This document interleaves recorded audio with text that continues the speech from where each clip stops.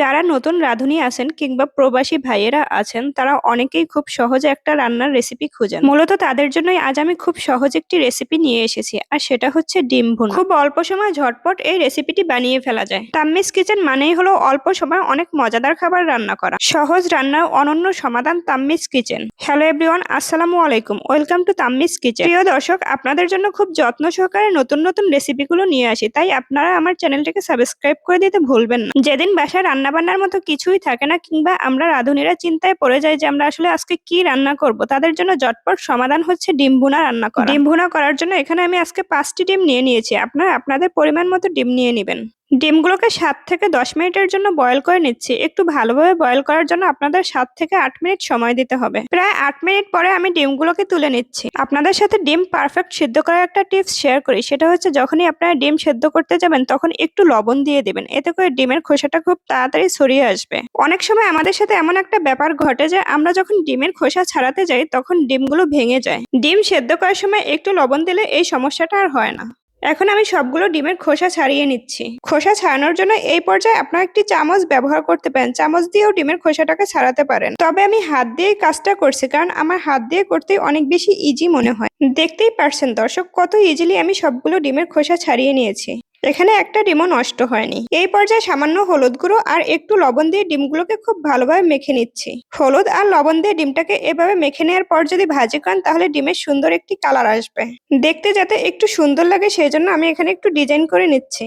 আপনারা চাইলে এই স্টেপটাকে স্কিপ করতে পারেন, তবে আমার মনে হলো আমি একটু এভাবে কেটে কেটে দিই, তাহলে রান্নার পরে দেখতে অনেক ভালো লাগবে। আজ আমি একদম দেশি স্টাইলে আপনাদের সাথে ডিম রান্নাটা শেয়ার করছি। খুব সহজেই আমাদের হাতের কাছে পাওয়া যায় এ ধরনের মশলাগুলো দিয়ে আজ আমি আমার রান্নাটা করব। কোনো ধরনের টক দই, বাদাম কিংবা কোনো ধরনের গোটা মশলা ইউজ করছি না।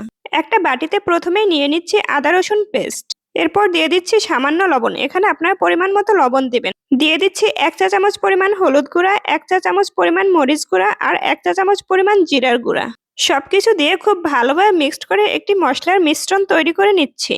প্রিয় দর্শক, আপনারা যদি মশলাটাকে এভাবে রেডি করে নেন তাহলে আপনাদের ডিম রান্নাটা আরো বেশি মজা হবে, অনেক বেশি টেস্টি হবে, সেই সাথে ডিম রান্না থেকে খুব সুন্দর একটি ফ্লেভার ছড়াবে। এই পর্যায়ে এখানে আমি সরিষার তেলটা ইউজ করছি। আপনারা চাইলে ভেজিটেবল অয়েলও ইউজ করতে পারেন। এরপর দিয়ে দিচ্ছি আগে থেকে কেটে রাখা 1 কাপ পরিমাণ পেঁয়াজ কুচি, সেই সাথে কয়েকটা কাঁচামরিচ ফালি। এখানে আপনারা পেঁয়াজের পরিমাণটা একটু বাড়িয়ে দেওয়ার চেষ্টা করবেন, এতে করে রান্নাটা আরো বেশি মজাদার হবে। তেলের সাথে পেঁয়াজ এবং কাঁচামরিচকে খুব ভালোভাবে কিছুক্ষণ নেড়েচেড়ে একটু ভেজে নিলাম। এরপর আমি ডিমগুলোকে দিয়ে কিছুক্ষণের জন্য একটু ভেজে নিচ্ছি।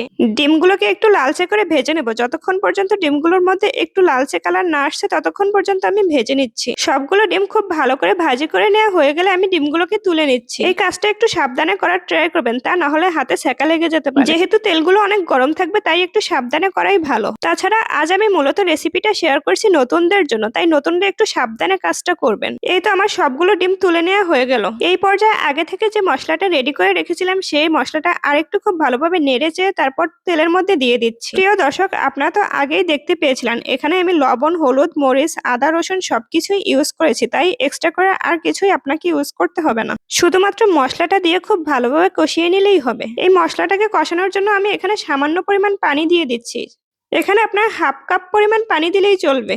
তবে কেউ যদি মনে করেন ডিম রান্নাটা আপনারা একটু ঝোল ঝোল খেতে চান তাহলে আর একটু পানি বাড়িয়ে দেবেন। এই পর্যায়ে সবগুলো ডিমকে দিয়ে খুব ভালোভাবে মশলার সাথে কষিয়ে নিচ্ছি।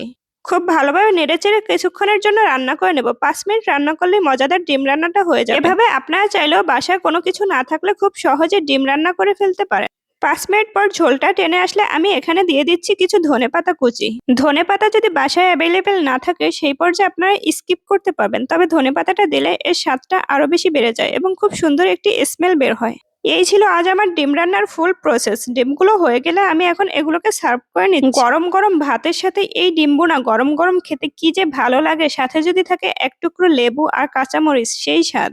যারা এখনো এভাবে ডিম রান্না করে খাননি তারা একবার হলেও জীবনে এভাবে ডিম রান্না করে খাবেন। প্রতিদিন মাছ, মাংস কিংবা শাকসবজি খেতে ভালো লাগে না, তাই মাঝের মধ্যে এভাবে ডিম রান্না করে খেতে পারেন।